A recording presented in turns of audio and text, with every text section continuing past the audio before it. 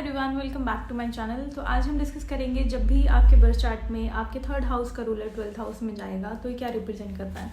Third house हमारे birth chart में represent करता है हमारे सिबलिंग्स को, हमारे आसपास के सराउंडिंग एनवायरनमेंट को, किस टाइप के लोग हमारे आसपास रह रहे हैं मोस्ट ऑफ द टाइम, हमारे कम्युनिकेशन के तरीके को, मीडिया एंटरटेनमेंट को, हमारे अंदर कौन कौन सी स्किल्स हैं, कौन सी स्किल्स हम अपने अंदर अपने साथ लेकर आए हैं, ये सब चीज़ें हम थर्ड हाउस से देखते हैं।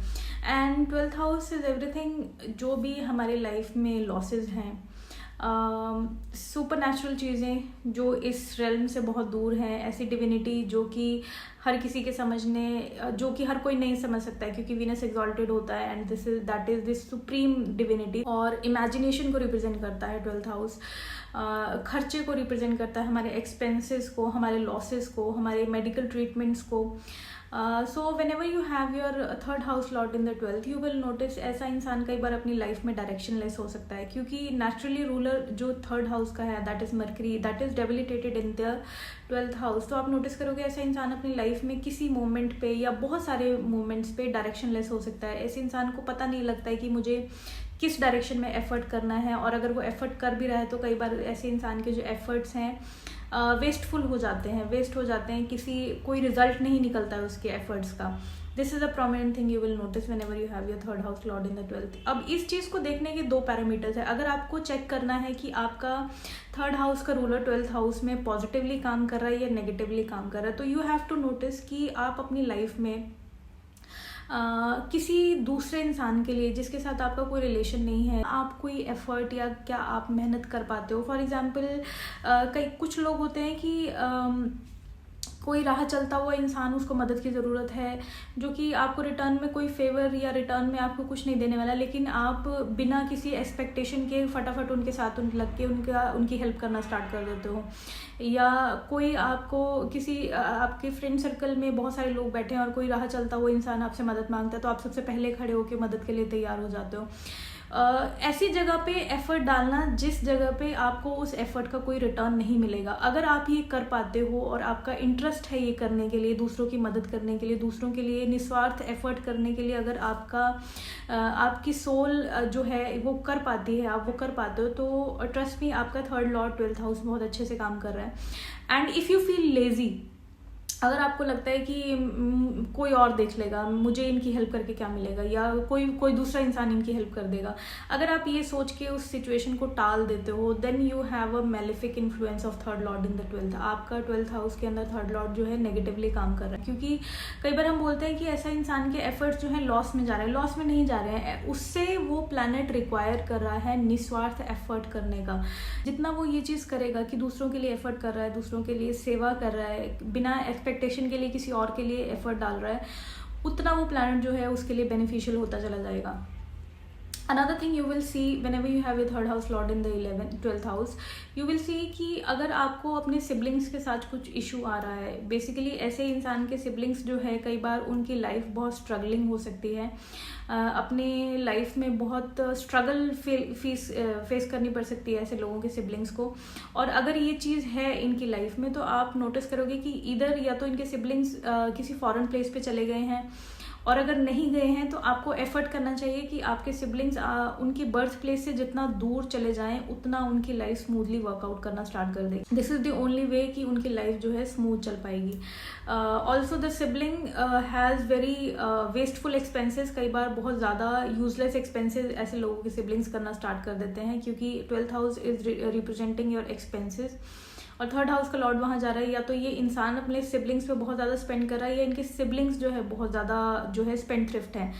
Another thing you will notice, कई बार ऐसे लोगों का जो कम्युनिकेशन है, क्योंकि 12th house is everything which is related to divinity, which is related to the realm, the parallel world, ऐसी चीज़ें जो इस रेल्म से बहुत दूर हैं, इस रेल्म से रिलेटेड नहीं है। तो कई बार आप नोटिस करते हो कि ऐसे लोगों का जो कम्युनिकेशन है कई बार बहुत इमेजिनेटिव फेज में चला जाता है। फॉर एग्जाम्पल कि उन्होंने किसी के साथ कोई बात कर रहे हैं, सामने वाले इंसान के साथ वो कोई बात कर रहे हैं, और वो किसी सिचुएशन को इस तरीके से पोर्ट्रे कर रहे हैं जो कि एक्चुअल में एग्जिस्ट नहीं करती है। वो एक इमेजिनेटिव फेज में चले गए हैं कि उन्होंने एज्यूम कर लिया कि ये सिचुएशन हुई, ऐसा ऐसा हुआ, ये रिजल्ट हुआ, ऐसा मैंने किया, ऐसा उन्होंने किया। मतलब बेसिकली हर चीज़ को एज्यूम कर रहे हैं इमेजिनेशन में और फिर कम्युनिकेट कर रहे हैं। तो सामने वाला कई बार इंसान ऐसा सोचता है कि ये किस तरीके से बात कर रहा है, और कई बार इनकी कम्युनिकेशन जो है सामने वाले इंसान को समझ भी नहीं आती, क्योंकि ये बहुत ज़्यादा अपने कम्युनिकेशन के अंदर इमेजिनेटिव सिचुएशंस ले आते हैं। कई बार इनकी कम्युनिकेशन जो है अनरिलेटेड हो जाती है कि इन्होंने शुरू कहीं से किया और शुरू करने के बाद ही किसी और टॉपिक पे चले गए जो कि बिल्कुल अनरिलेटेड चीज़ें हैं। तो सामने वाले के इंसान के ऊपर जो है इनका कम्युनिकेशन बिल्कुल इनइफेक्टिव सा रहता है कि सामने वाला समझ ही नहीं पाता, या फिर उनको लगता है कि ये इंसान क्या बात कर रहा है। तो इनकी कम्युनिकेशन जो है हर किसी के लिए समझना जो है इजी नहीं है। हर कोई नहीं समझ पाता है किस तरीके से कम्युनिकेट कर रहे हैं। कई बार ऐसे इंसान कम्युनिकेशन करने में इंटरेस्टेड भी नहीं होते। ऐसे लोगों को ज़्यादा कम्युनिकेट करना ही पसंद नहीं होता, लोगों से इंटरेक्ट करना ही कई बार पसंद नहीं होता। अपनी अलग ही ज़िंदगी में अपनी अलग ही खुद की कंपनी को एंजॉय करते हैं, ज़्यादा लोगों से इंटरेक्ट करना भी पसंद नहीं होता है।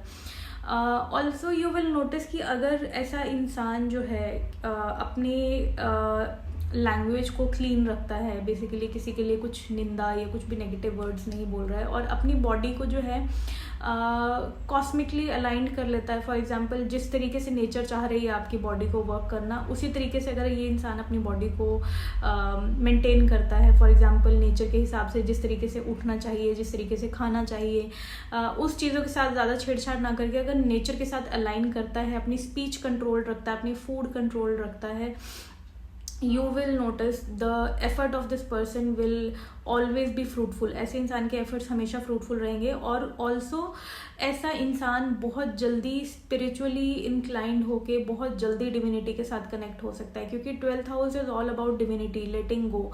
तो ऐसा इंसान जब भी अपनी बॉडी को, अपनी स्पीच को क्लीन रखेगा, स्पिरिचुअली अलाइन करेगा, तो बहुत जल्दी ऐसे लोगों को स्पिरिचुअल जो है एक्सपीरियंसेस होना स्टार्ट हो जाते हैं। ऐसे लोगों की इंट्यूशन, ऐसे लोगों का सबकॉन्शियस माइंड बहुत शार्प, या पहले ही पूर्वाभास ऐसे लोगों को होना स्टार्ट हो जाता है। कई बार इवेंट्स पहले प्रिडिक्ट कर देते हैं ऐसे लोग कि शायद कुछ बुरा होने वाला है, शायद कुछ अच्छा होने वाला है, या हो सकता है ये हो जाए, मुझे ऐसा सपना दिखा।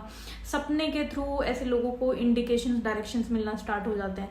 बट ये सिर्फ तभी होगा जब आप अपनी बॉडी को अलाइन करोगे उसी एनर्जी के साथ जो एनर्जी 12th हाउस में रूल कर रही है। अगर आप उस एनर्जी से अलाइंड नहीं हो, अगर आप नेचर के साथ अलाइंड नहीं हो कि कुछ खाने का कुछ अता पता नहीं है, कुछ सोने का अता पता नहीं है, कोई टाइम नहीं है बॉडी का, कोई बायोलॉजिकल क्लॉक का कोई ध्यान नहीं है, अगर ये सब चीज़ें आपकी लाइफ में है तो वो चीज़ उतनी ही मुश्किल हो जाएगी। आपके एफर्ट्स भी वेस्टफुल होना स्टार्ट हो जाएंगे, आपके माइंड के अंदर क्लियरिटी नहीं आएगी कभी भी, और स्पिरिचुअलिटी तो फिर आप भूल ही जाओ। आप उतना ही लेजी होना स्टार्ट हो जाओगे। Instead of being spiritual, instead of being active, अपने एफर्ट्स को बेटर वे में परफॉर्म करने के बजाय आप जो है, आप नोटिस करोगे कि आप उतने ही आलसी होते चले गए, और अपने जो आपका जो गोल है उससे उतने ही दूर होते चले गए। आपकी स्किल्स आपके काम नहीं आएंगी, आप अपने स्किल्स को यूटिलाइज नहीं कर पाओगे।